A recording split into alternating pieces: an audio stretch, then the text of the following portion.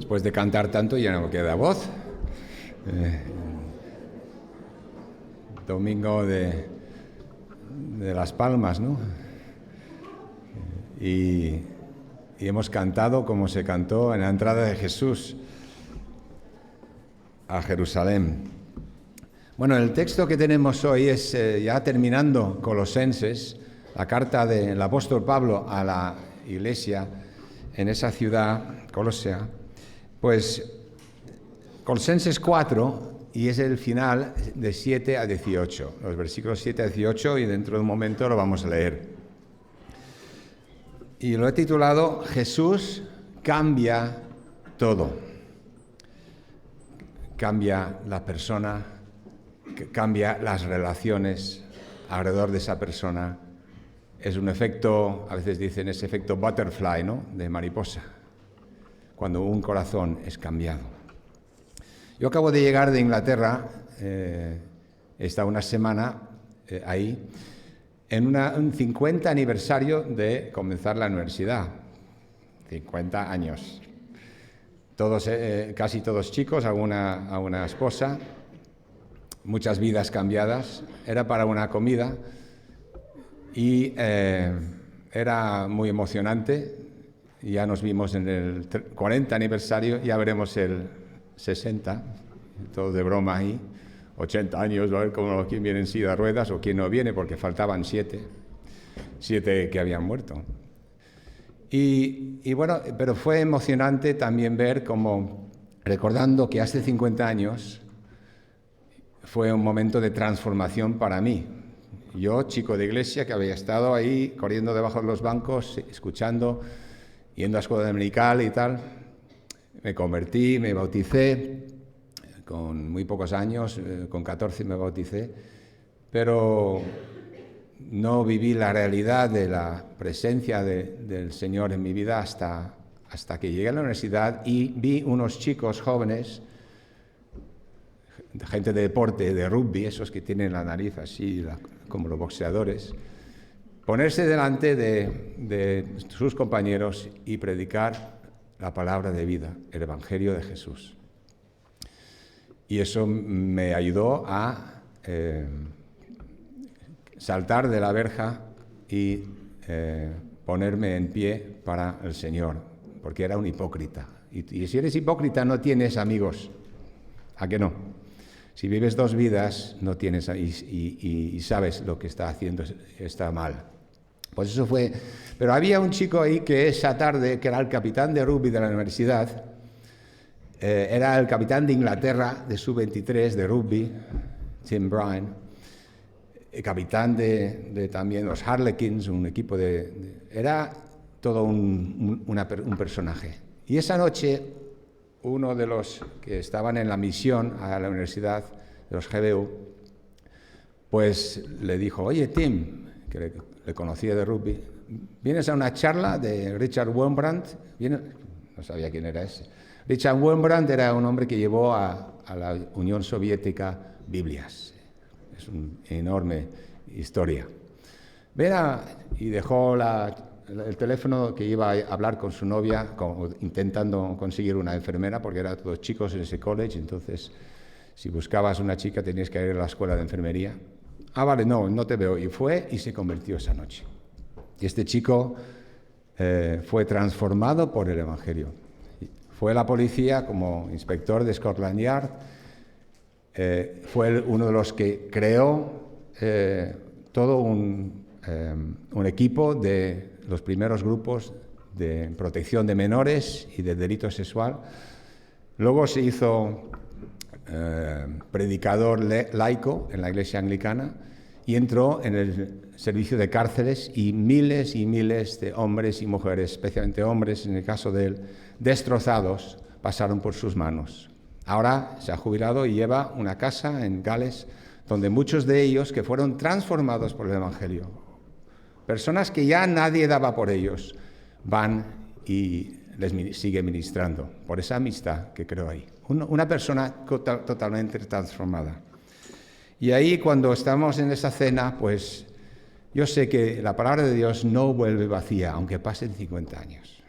Lo importante es ser consciente de quién eres y predicar el Evangelio con tu ejemplo, con tu palabra, esperar que el Señor, que nos da la oportunidad, ojalá de esos 60 que hay, pues, porque hubo buenas conversaciones con alguno que fue tocado y se convirtió, pero sigue buscando al Señor para la realidad. No sé, fue muy interesante.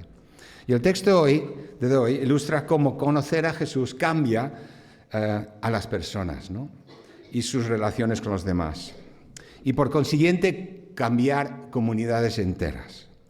Y hay muchos ejemplos dramáticos de cómo esto ha ocurrido, ¿no? La misma Jerusalén fue impactada por la presencia, lo que Jesús enseñó, por su muerte y por la predicación después de hombres que estaban dispuestos, que cambiados de ser cobardes, fueron dispuestos a morir predicando como Pedro y Pablo delante de la gente, y miles se convirtieron al Señor al entender que Jesús era el Mesías, Jesús era Dios. Y luego se formaron esas nuevas comunidades interculturales, diferentes naciones y idiomas, que es lo que tenemos en Colosenses, ¿no? Por todo el imperio, a pesar de oposición de gobernantes, cultura popular, los falsos predicadores, todo eso, los enemigos del Evangelio. Y hoy en día también hay ejemplos dramáticos de la transformación de una comunidad por la palabra de Dios. La palabra de Dios en lugares donde nunca había llegado antes. Tenemos los ejemplos de Eshuarani, ¿verdad? O Aucas, como se dice ahí popularmente en Ecuador. Ese tremendo ejemplo de sacrificio donde unos jóvenes llevaron el Evangelio en medio del bosque del Amazonas y murieron los 5 con su avioneta destrozada en la playa de ese río. Elizabeth Elliot, la esposa de Jim Elliot, luego la historia de ella, si lo podéis leer, volvió con otros de la familia de esos jóvenes americanos que fueron sacrificados ahí. Y volvió y esa comunidad fue transformada. Los homicidios entre tribus y tal en esa zona, que estaba muy amenazada por grandes empresas que entraban ahí, pero los homicidios ahí bajaron un 90%. Fue una sociedad transformada por la palabra de Dios, que muchas veces va por sacrificio. Y aquí en esta carta a los colosenses, como en otras partes, tenemos ejemplos de personas, ¿no? Así que también en México, las sociedades bíblicas, hay ejemplos ahí donde hay más de 100 idiomas en México, ¿lo sabíais? Pues, y por audio, porque la gente en algunos pueblos de montaña no pueden leer, y pues se realiza la Biblia en audio. Ahí un misionero fue hace solamente 26 años, 28 años, asesinado y canibalizado en esas montañas, ¿vale? En Papua Nueva Guinea, no México, en Papua Nueva Guinea es otro ejemplo, solo hace esos años. Sociedades que cambiaron del miedo, del temor, a la confianza, a la paz, de la violencia a la paz entre las personas y las comunidades. La transformación de una sociedad entera. Y eso ha sido la historia desde hace 2000 años, ¿verdad? Y nuestra sociedad, en donde tú vives, necesita un cambio, necesita transformación. Tu familia, nuestra familia, necesita transformación, necesita una nueva vida, necesita conocer al Dios eterno que transforma las cosas. Nuestras relaciones en el trabajo necesitan cambios, estamos satisfechos, como la gente, cómo habla, cómo se relaciona, cómo está este mundo. Pues no. Vamos a ver el contexto de Colosenses. Tenemos ahí gente de diferentes razas y naciones, judíos, griegos, en una sociedad romanizada, una iglesia, una comunidad nueva, siendo atacada por otras filosofías dentro de la misma iglesia, presionada por las autoridades, la cultura de esa zona. Y Pablo escribe con esperanza y con ánimo desde la cárcel, donde estaba atado con cadenas. Y escribe animando a estos jóvenes, esas familias que se habían convertido al Señor, con sus palabras y mandándoles a sus más fieles colaboradores, los que colaboraban con él. Son mensajes de ánimo y mensajes vivientes, y no mensajitos de WhatsApp intentando humanizarlos con emoticones como hacemos hoy en día, ¿verdad? Son cartas, Efesios también, Filipenses, cartas de amor, llenos de amor. Yo recuerdo mis cartas de amor, tengo como 60 o 70 guardados en un baúl y no quiero mirarlos. Porque yo estaba en Inglaterra, mi mujer aquí, y eran cartas de amor. ¿Cómo son? ¿Has visto alguna vez alguna carta de amor antigua? No, ¿verdad? Cartas de amor. Pues esto es una carta de amor, Colosenses. Y lo vemos como él se expresa a esa iglesia y qué relación tiene con sus colaboradores. Así que el final de la carta, que parece solo unos saludos, tiene mucho que decirnos. Vamos a leer el texto y fijaros, por favor, en cada nombre que tenemos aquí. Luego los pondremos después del texto para que los comparemos. Y la descripción que hace Pablo de cada uno de estos hombres que se arriesgaban su vida, mujeres ahí también. Principalmente eran hombres porque ahí era muy limitado el movimiento a otros sitios de las mujeres. Pero aquí tenemos un mini curriculum vitae de cada uno. Muy pequeño, mejor una frase.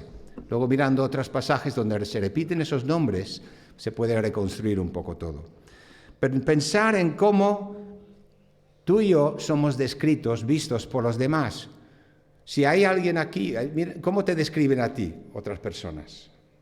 Eres, como mi mujer me dice a veces, un poco gruñón, o ya con tu edad estás volviendo de gruñón. ¿Cómo eres?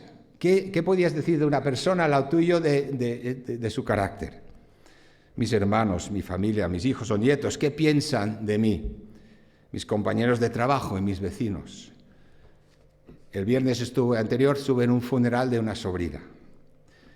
¿Qué dirán en mi funeral de mí?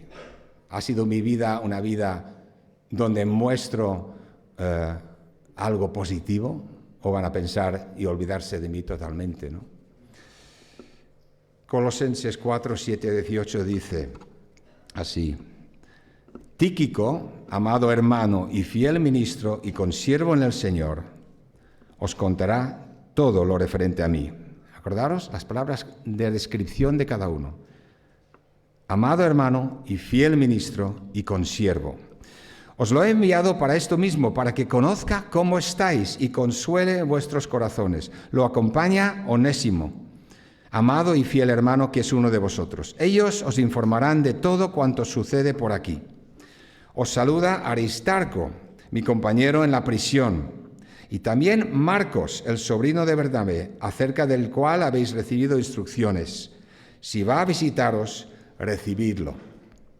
También os saluda Jesús, el que es llamado Justo. Estos son los únicos judíos conversos que me ayudan en el reino de Dios y han sido para mí un consuelo. Os saluda Epafras, el cual es uno de vosotros, siervo de Cristo. Él siempre ruega encarecidamente por vosotros en sus oraciones, para que estéis firmes, perfectos y completos en todo lo que Dios quiere. De él doy testimonio de que se preocupa mucho por vosotros, por los que están en Laodicea y los que están en Hierápolis. Os saluda Lucas, el médico amado, y Demas. Saludad a los hermanos que están en Laodicea, a Ninfas y la iglesia que está en su casa. Cuando vosotros hayáis leído esta carta, haced que también sea leída en la iglesia de los laodicenses, y que la carta que escribía a Laodicea también la leáis vosotros. Decid a Arquipo: asegúrate de cumplir el ministerio que recibiste en el Señor. Este saludo es de mi propia mano, de Pablo. Acordaos de mis prisiones. Me imagino ahí firmando y las cadenas haciendo ruido. La gracia sea con vosotros. Amén. Vamos a poner una imagen. Estas son la lista de personas que hemos visto. En verde, los judíos. En el otro color, los griegos. Los demás no estoy muy seguro. Pero ahí hay una mezcla de personas, ¿no? Y tenemos aquí Tíquico, mensajero de confianza, amado y fiel ministro y consiervo, consolador, podemos decir también. Onésimo, amado y fiel servidor, no era así antes. Aristarco, a ver mis gafas, compañero de prisiones, fiel, arriesgó su vida en Éfeso, en ese tumulto. Marcos, hombre rehabilitado, ahora útil, antes inútil. Luego escribió el Evangelio, ¿no? Jesús, el justo, cambió de nombre, a lo mejor, de un nombre judío a un nombre romano para poder servir a Pablo. Epafras, siervo de Cristo, fiel orador a favor de ellos, compañero de prisiones también. Lucas, el médico amado, fiel colaborador. Demas, aquí uno que ha fallado y falla, igual que Marcos al principio, que sabemos que no le quiso llevar Pablo con él, pero Demas más tarde deja el ministerio por amor a este mundo, uno que no siguió adelante. Pero otro, Arquipo, al final, responsable, animado por Pablo a seguir adelante, y lo podemos ver en otro pasaje, ¿no? O sea, una lista, ¿cómo te describen a ti? ¿Cómo nos describen a nosotros, ¿no? Un corazón primero, vamos a ver esas transformaciones. Un corazón primero transformado. Y todos estos, igual que Pablo, parten de un primer encuentro con el Señor Jesucristo. Un encuentro personal es lo que transforma todo. Todo luego cambia. Personal o por boca, en este caso de ellos, por boca de otros que habían tenido un encuentro, los discípulos de Jesús y también Pablo en el camino a Damasco. Y recordamos, eso me hace recordar un poco el Domingo de Ramos de hoy. En Lucas 19 hay un pasaje donde están los 4 evangelios, pero en Lucas 19 hay esa entrada tremenda, esa alabanza al rey, al hijo de David, ¿verdad?, que entra ahí. Pero al final, o sea, hablan de bendito el rey que viene, ¿no?, en el 39, en el nombre del Señor, paz en el cielo y gloria en las alturas, y luego le reprenden, intentan reprenderle los profesores de la ley, pero al final lo que hace Jesús, está ahí adulado, le llaman como el Mesías, pero al final, ¿qué hace? Jesús llora por lo que ve. Dice en el 41, dice, cuando llegó cerca de la ciudad y la vio, lloró por ella y dijo, por lo menos pudierais hoy descubrir lo que te puede traer paz. Estaba mirando a Jerusalén. Pero eso ahora está oculto a tus ojos. Vendrán días sobre ti cuando tus enemigos te rodearán, te pondrán cerco, te sitiarán y por todas partes te estrecharán. Te destruirán con tus hijos dentro. Esto iba a pasar 70 años después, unos cuantos años después. No dejarán de ti piedra sobre piedra. ¿Por qué? Porque no supiste, mirando al pueblo judío que estaba ahí, anunciando la venida del Mesías, porque no supiste reconocer el momento en que Dios vino a visitarte. Rechazaron el Mesías y poco después sabemos lo que pasó, ¿no? Crucificaron. No supiste reconocer. El encuentro personal que transforma a la persona es tan importante. Si no somos transformados, si rechazamos al Señor, pues entonces ahí tendremos un gran problema. Tanto personal como el pueblo judío de entonces. Jesús llora por los que, teniendo la evidencia delante de sus ojos, le rechazan la gran oferta de gracia y misericordia y amor de Dios, ¿no? Así que luego tenemos Pablo, que es transformado, y ese encuentro con Jesús cambia su vida 180 grados. De querer destruir la fe de los cristianos mediante la persecución, a dar a conocer a Jesús y ser por ello perseguido, todo de vuelta. Pero él lo hace, no solo, lo hace en equipo. Habla de colaboradores, habla de amados, habla de siervos juntos con él, con siervos. No habla del jefe y los pequeños discípulos y los manda, no. Son parte de su equipo. Pablo discipulaba a otros, les animaba, les corregía, trabajaba en colaboración con iguales, les escuchaba, aprendía con ellos, oraba con ellos, pedía oración por ellos. Y es una razón para vivir, ¿verdad? No una tarea opcional o una costumbre de domingo. O sea, primero, Jesús cambia el corazón. Y segundo, cambia una comunidad transformada. Y la sociedad romana que vemos aquí, por toda esta lista de hombres y una mujer también, que había también, ninfa. Clases, divisiones, estratos, y la iglesia, una comunidad de iguales, construida de hombres y mujeres de diferentes razas, que sirven a los demás y no a sí mismos. Y eso impactó tanto que fue rechazado, lógicamente, igual que a Jesús. Diferencias culturales, étnicas, lingüísticas, religiosas, cosmovisiones, filosofías, nada igual. Judíos, Aristarco, Marcos y Judas, tenemos aquí la lista, ¿no?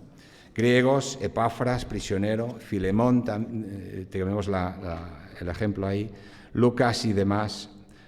Recordamos esa frase del apóstol Pablo, es escrito, no hay judío ni griego.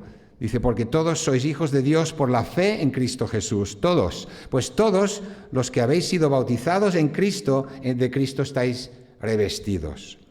Ya no hay judío ni griego, ya no hay esclavo ni libre, no hay hombre ni mujer, porque todos vosotros sois uno en Cristo Jesús.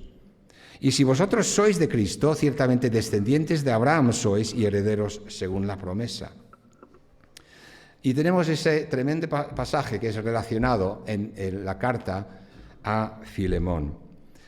Le tenemos justo después de las cartas pastorales de Timoteo, a 1 y 2 Timoteo y Tito, y se habla de Onésimo como aquí se habla de fiel, amado hermano, uno de vosotros.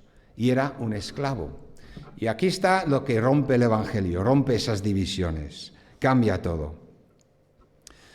Que no haya diferencias de aplicación para nosotros entre cada uno, heredadas de nuestra sociedad.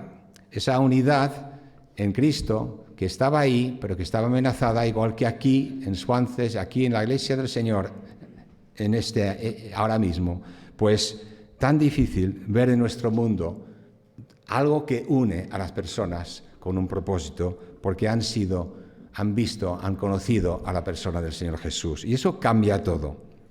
Y por ello evidencia esa unidad que se ve, esa transformación de hombres y mujeres rotas y divididas y con barreras rotas, evidencia de la verdad que Jesús es el Señor y Salvador. Como dice en Juan 13, en esto conocerán todos que sois mis discípulos, en cómo os amáis los unos a los otros. Os amáis no un grupito que sois comunes, que tenéis toda la mismo estatus social, no, hombres y mujeres totalmente diferentes, razas, como era ahí en esa iglesia. Y a lo mejor, dice, en eso lo conocerán, igual lo rechazan los que lo ven, pero ahí es el testimonio, no solo de palabra, sino de palabra de Dios y lo que hablamos, sino también de cómo nos amamos unos a otros. Juan 17, las últimas palabras de Jesús que reporta Juan, yo les he dado la gloria que me diste para que sean uno, así como nosotros somos uno, yo en ellos y tú en mí, para que sean perfectos en unidad, para que el mundo conozca que tú me enviaste y que los has amado a ellos como también a mí me has amado. Y aquí tenemos esa transformación personal, esa transformación de la comunidad, que eso mismo es testimonio. Y tenemos también esa transformación que Jesús hace día a día en los corazones que están entregados a Él. Porque no es cuestión de una conversión y un arrepentimiento hace un tiempo y ya estoy bien. No, la conducta debe cambiar, ¿no? por conocer al Señor. El perdón visto en acción, ¿cuánto hace falta, no? El perdón completo y no parcial en nuestras vidas. Hay rencores, hay envidias familiares, hermanos, palabras duras, insultos se oyen, las relaciones rotas por palabras y acciones. Pues del fracaso a la completa restauración tenemos aquí dos ejemplos.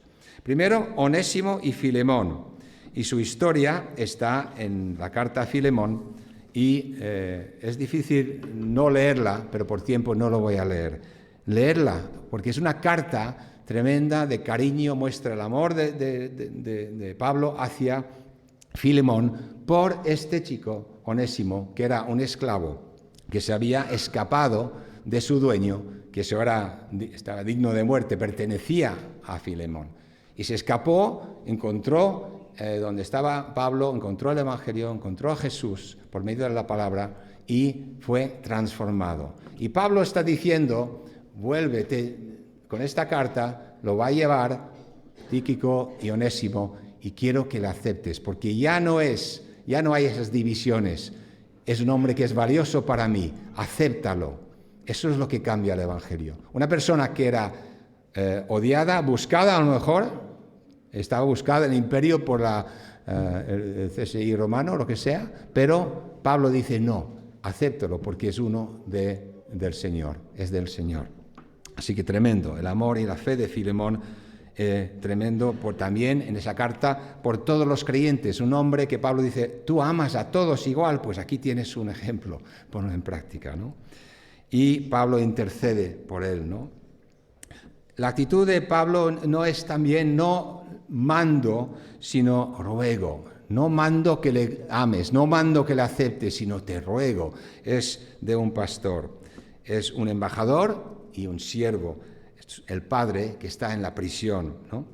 Fruto de aparente fracaso. A lo mejor si no hubiera estado encarcelado Pablo, pues no hubiera habido esas cartas que luego han llegado a nosotros, de ese testimonio de transformación a esas iglesias. Para Dios, las limitaciones físicas de la cárcel en que estaba, o humanas, o enfermedades, a lo mejor tú estás mismo limitado por algo, pues para Dios eso no es una limitación. ¿Tiene Dios algún propósito para eso? No existe. Así que Pablo le habla con respeto y no de forma autoritaria. Ahí no hay egoísmo en Pablo. Filemón tiene su derecho a devolverle. Yo te lo mando, pero si tú lo quieres, ¿vale? Acéptalo. Pero no te ordeno que la aceptes. Y yo voy a pagar la deuda, dice. Yo te pago la deuda que se ha robado, porque parece ser que había llevado consigo, cuando se escapó de Filemón, se había llevado dinero. Y luego otra transformación, tenemos Marcos y Pablo, ¿no? Marcos, el que escribió el Evangelio de Marcos. Hubo un desencuentro y sabemos que él era el familiar de Bernabé. Hubo un desencuentro y Pablo no quiso llevarlo en ese momento con él. Entonces, pero aquí vemos que Marcos está restaurado, está aceptado y es muy valioso para él. Leemos en 2 Timoteo 4, 9 a 12. Y también ahí en ese pasaje donde menciona a esa rehabilitación, ¿no? También Demas. Tenemos solamente una mención muy breve. Uno que lo deja, uno que es desleal. También vemos que eso pasó en este momento en Colosa, era útil. Pero de aquí a que escribió la carta a 2 Timoteo, una de las últimas cartas, ¿no? Pues él había dejado la obra, el ministerio, era desleal. Y Pablo finalmente anima a Arquipo, y le añade sé perseverante. Pablo, el mejor líder, coach, entrenador, le dice, sigue con el ministerio que tienes. Seguramente era un líder en Colosas. Dice, sigue con ello, ánimo, sigue adelante. Estaba, me imagino, bajo mucha presión. No sabemos exactamente los detalles, pero Pablo le está animando y es un ánimo a nosotros, si tenemos un ministerio, si tenemos una responsabilidad de seguir adelante a pesar de la oposición y los problemas, ¿no?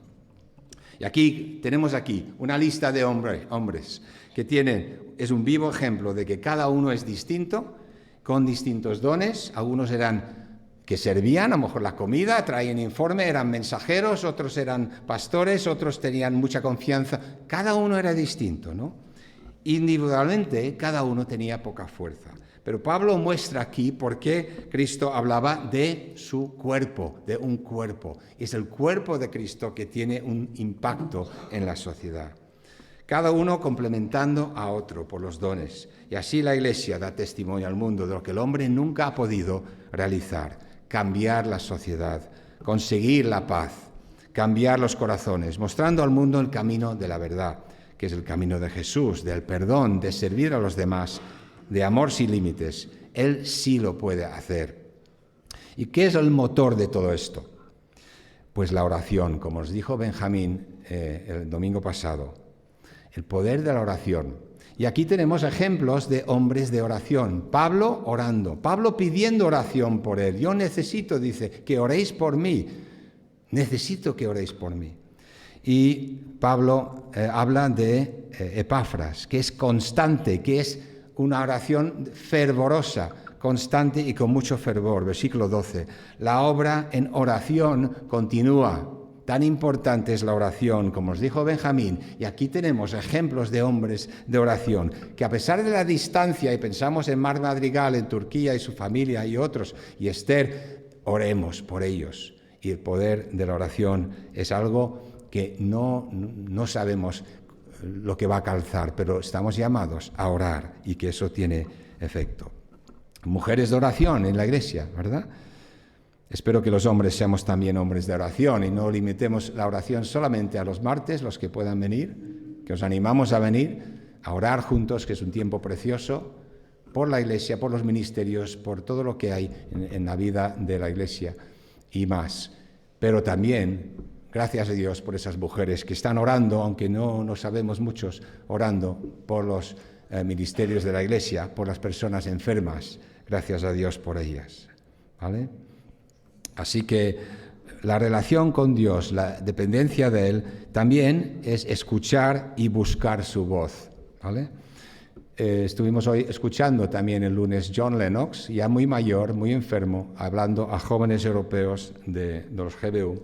Y él recalcaba un consejo que escuchó de Martin Lloyd-Jones, que algunos lo sabéis quién es, que él decía, un gran hombre de la palabra, y le preguntaba, ¿cómo lees la Biblia? Pues leo un pasaje del Nuevo Testamento, uno del Antiguo Testamento, un salmo cada día. Y luego, ¿cómo predicas? Dice, no, yo espero, cuando leo todo eso, espero la voz del Señor. Me va a dar de todo eso una frase, una palabra. Esperar, cuando leemos, el Señor va a hablarnos. ¿Qué es lo que está diciéndonos en ese pasaje que estamos leyendo? ¿Estamos expuestos a la palabra de Dios? Y finalmente termina Pablo con la gracia de Dios, versículo 18. ¿Qué es la gracia de Dios? Todo lo vemos en la cruz, ¿verdad? Como también hemos cantado. Y primero, estoy vivo y salvo por la gracia de Dios. Por gracia sois salvos, dice en Efesios 2 el apóstol. Por gracia sois salvos por medio de la fe. No es la obra nuestra, dice, es don de Dios. Y segundo, no solamente soy salvo por gracia, sino vivo por gracia. En las fuerzas del Señor sigo, la gracia que restaura relaciones, la gracia que cambia cosas que son imposibles para mí. El arrepentimiento y la conversión no se queda en un momento del pasado, sino es continuo, es cada día debo de hacerlo. Como dice Pedro Gelabert en su último libro, los justos también se arrepienten.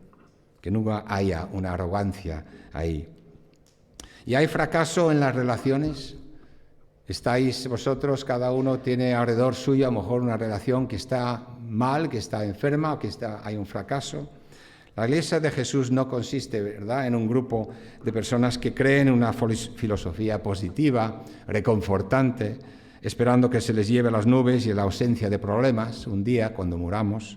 Son personas que eran esclavos del pecado y que por la gracia de Dios han sido rescatadas de la oscuridad, sacados de ese pozo de desesperación, sin sentido, como dice el salmista, y que ahora tienen vida.